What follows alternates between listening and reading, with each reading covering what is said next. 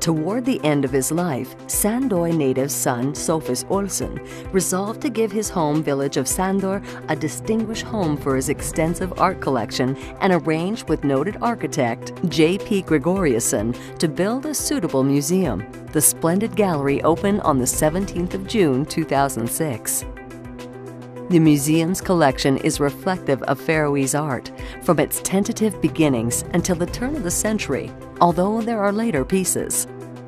Most of the first and second generation of professional Faroese artists are well represented.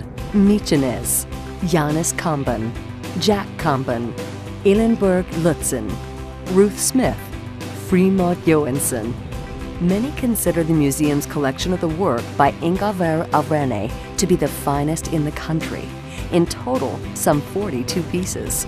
There is also a selection of artwork created by foreign artists who were especially connected to the Faroes. The Sandur Art Museum also arranges concerts and other cultural events.